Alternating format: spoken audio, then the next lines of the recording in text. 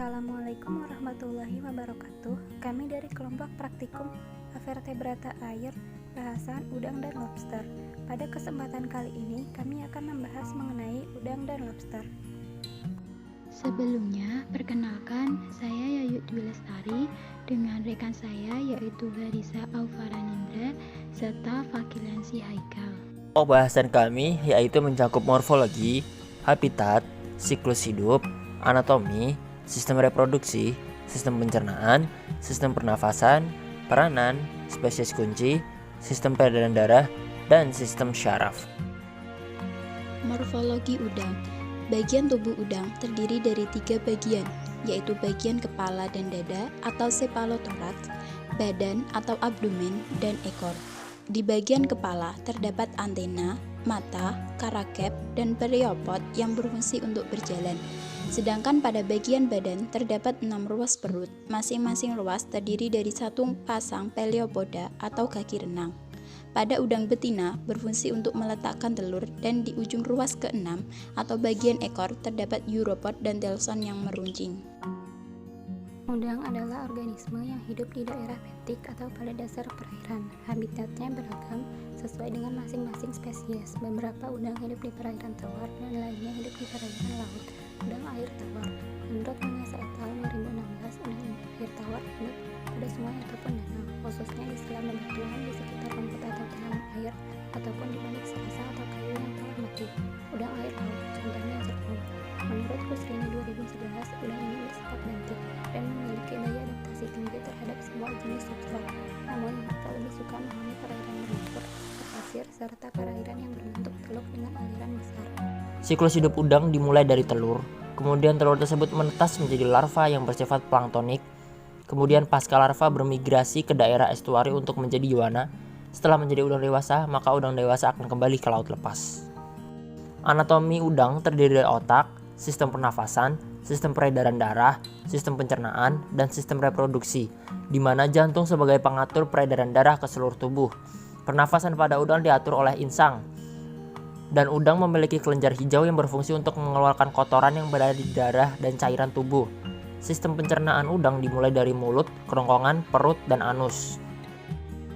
Sistem reproduksi udang. Sistem reproduksi udang jantan terdiri dari organ internal, yaitu sepasang vas deferens dan sepasang terminal ampula, serta organ eksternal, yaitu petasma yang terletak pada kaki jalan yang kelima, dan sepasang maskulina yang terletak pada kaki renang kedua. Sedangkan sistem reproduksi udang betina terdiri dari sepasang ovarium, oviduk, lubang genital, dan telikum. Reproduksi udang terjadi secara seksual.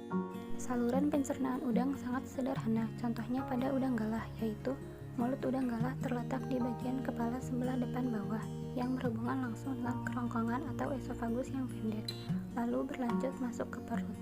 Perut udang galah terbagi menjadi 2 bagian. Bagian depan disebut kardiak dan bagian belakang disebut pilorus. Menurut Mertijo, pada bagian kardiak terdapat gigi yang berfungsi untuk menggiling dan mencerna makanan, sedangkan dekat pilorus terdapat kelenjar pencernaan yang disebut hepatopankreas. Respirasi pada udang diatur oleh insang. Udang merupakan krustasea sama seperti lobster, dan pada umumnya sistem pernafasan krustasea itu dimulai dari oksigen masuk dari air ke pembuluh insang, dan karbon dioksida berdifusi dengan arah yang berlawanan. Kemudian oksigen diedarkan ke seluruh tubuh. Pernapasan pada udang juga dapat terganggu apabila suhu di suatu perairan memiliki suhu yang tinggi. Dan bila proses respirasi pada udang terganggu, maka metabolisme pada udang juga akan terganggu. Peranan udang. Secara ekonomis, udang merupakan komoditas yang tinggi, bisa dijual saat masih segar ataupun dalam bentuk beku. Selain itu, udang juga bisa dijual dalam bentuk matang yang diolah sebagai produk makanan. Udang banyak juga ditemukan di rumah makan khusus seafood. Sedangkan secara ekologis, udang mempunyai peran penting dalam ekosistem. Salah satunya sebagai komponen rantai makanan. Udang berperan sebagai sumber makanan bagi ikan kecil dalam rantai makanan dan berperan sebagai pemakan bangkai dan detritus di perairan. Spesies kunci merupakan spesies dari suatu jenis biota yang sering ditemukan di lingkungan dan memiliki peranan penting bagi lingkungan maupun manusia.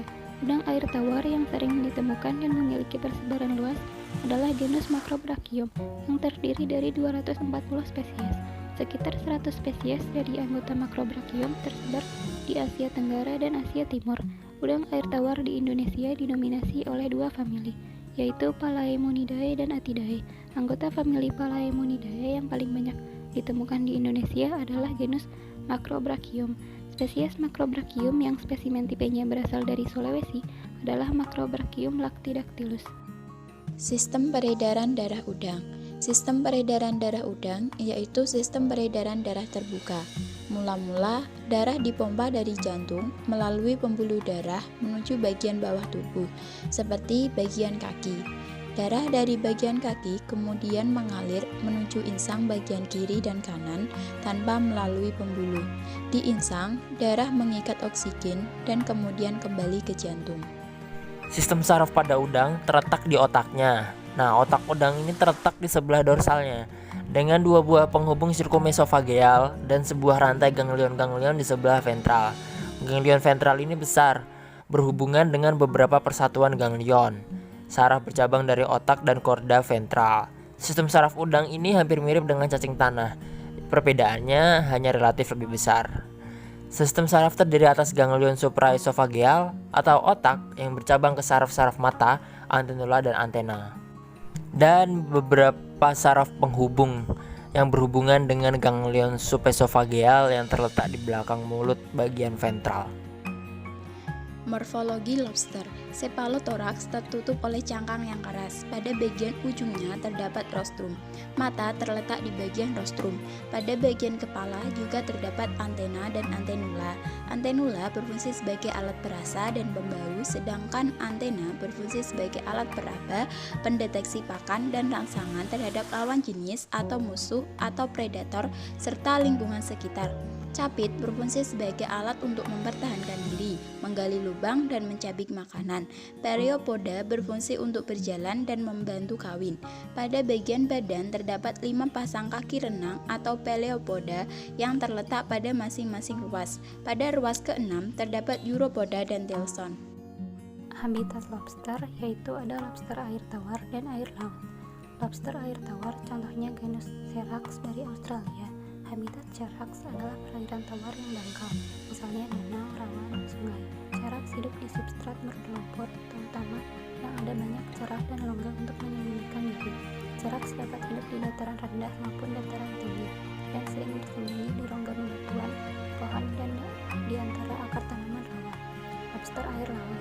Menurut Musbir et al. 2014, umumnya udang lobster laut atau udang barong hidup di perairan pantai yang banyak bebatuan atau pada daerah terumbu karang. Batuan dan terumbu karang dapat dijadikan sebagai tempat bersembunyi dari predator. Siklus hidup lobster terdiri dari 5 fase, yaitu mulai dari dewasa yang memproduksi sperma atau telur, kemudian telur tersebut menetas menjadi filosoma atau larva, kemudian filosoma berubah menjadi puerulus atau postlarva, yang lalu tumbuh menjadi juvenil dan dewasa. Anatomi lobster tersusun atas beberapa bagian, dimulai dari otak, kemudian mulut, kerongkongan, lambung, sistem pernafasan, ovarium, kelenjar hijau, jantung, saluran telur, sekum, sternum arteri, arteri abdominal dorsal, arteri abdominal ventral, saraf ventral, ganglion, usus, dan terakhir anus. Sistem reproduksi lobster. Alat reproduksi lobster jantan terletak di antara kaki jalan kelima, sedangkan lobster betina terletak di antara kaki jalan ketiga. Reproduksi lobster terjadi secara seksual, yaitu diawali dengan bercampurnya spermatozoid lobster jantan dengan telur atau ovum lobster betina. Pembuahan terjadi setelah telur dikeluarkan dan ditarik ke arah abdomen dan dibiarkan sampai telur menetas menjadi larva. Sistem pencernaan lobster terdiri dari mulut, kerongkongan, lambung, usus, dan anus. Cara makan lobster air tawar dilakukan sedikit demi sedikit. Antena panjang akan mendeteksi keberadaan pakan di sekitar lobster. Jika pakan menarik untuk dimakan, capit akan menangkapnya dan menyerahkannya pada kaki pertama untuk memegang pakan yang dikonsumsi. Pakan yang masuk ke dalam mulut akan dihancurkan secara mekanik oleh gigi halus yang terletak di permukaan mulut. Pakan kemudian masuk ke dalam lambung dan dicerna secara kimiawi dengan enzim-enzim pencernaan. Lobster bernafas menggunakan insang. Lobster juga dapat bertahan di darat dalam waktu yang lama dengan syarat insangnya tetap terjaga dalam kondisi yang lembab. Insang pada lobster ini dilengkapi dengan serangkaian kipas yang berfungsi untuk mensirkulasikan air yang banyak mengandung oksigen melalui insangnya untuk bernafas dan kemudian dikeluarkan dalam bentuk karbon dioksida. Lobster tidak dapat melakukan pernafasan apabila suhu di perairan terlalu tinggi. Hal ini dapat menyebabkan insangnya rusak. Peranan lobster. Secara ekonomis, lobster memiliki harga jual yang tinggi, baik dijual saat masih benih maupun sudah siap dikonsumsi. Sedangkan secara ekologis, lobster memiliki peranan penting dalam rantai makanan. Lobster sebagai konsumen tingkat kedua dalam rantai makanan.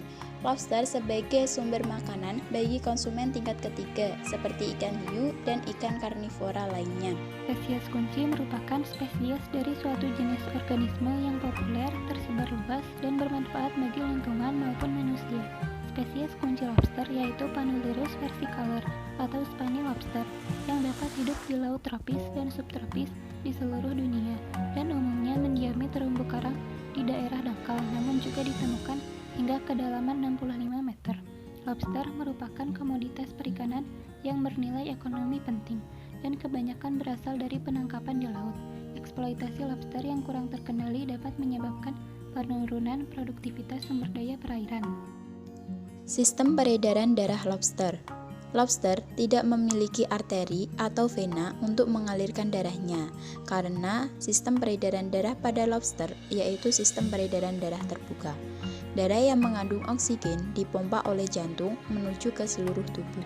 Sistem saraf krustasea termasuk hewan tingkat rendah, di mana sistem sarafnya hanya tersusun dari sistem saraf tangga tali, dan sistem saraf pusat hanya dikendalikan oleh ganglion. Sistem saraf pusat pada krustasea ini terdiri dari saraf ventral berganda yang dihubungkan satu sama lain dengan ganglia. Ganglia ini bersifat sangat kompleks. Ganglia terbesar terdapat pada ujung anterior. Ganglia ini juga berfungsi sebagai otak. Materi kali ini kita akan bagi menjadi dua, yaitu karakteristik dan komoditas krustase. Ada yang tahu contoh krustase? Contohnya adalah udang, lobster, kepiting, dan rajungan. Lalu, bagaimana karakteristiknya? Krustasea berasal dari kata krusta yang berarti cangkang. Artinya, krustase adalah hewan bercangkang. Krustase memiliki tubuh bersegmen, terdiri dari cephalothorax dan abdomen. Habitatnya adalah air tawar dan laut, hanya sedikit yang hidup di darat. Kita akan membahas tentang komoditas krustase yang meliputi udang, lobster, rajungan, dan kepiting. Jenis udang yang memiliki nilai ekonomis tinggi yaitu pertama, udang Hindu. Udang ini memiliki kulit yang tebal dan keras, berwarna hijau kebiruan dengan garis melintang yang gelap. Kedua, udang Paname. Jenis udang ini tahan terhadap virus dan penyakit. Udang Paname memiliki fase pertumbuhan yang lebih cepat. Ketiga, udang Galah. Udang ini ada yang berwarna hijau kebiruan, hijau kecoklatan, kuning kecoklatan, dan berbercak. Ukurannya mulai dari 100 sampai dengan 200 gram per ekor. Keempat, udang Jerbung. Udang ini memiliki kulit yang tipis dan licin, warnanya putih kekuningan dengan bintik hijau. Sedangkan komoditas lobster yang memiliki nilai ekonomis adalah lobster karang, watang, dan pasir.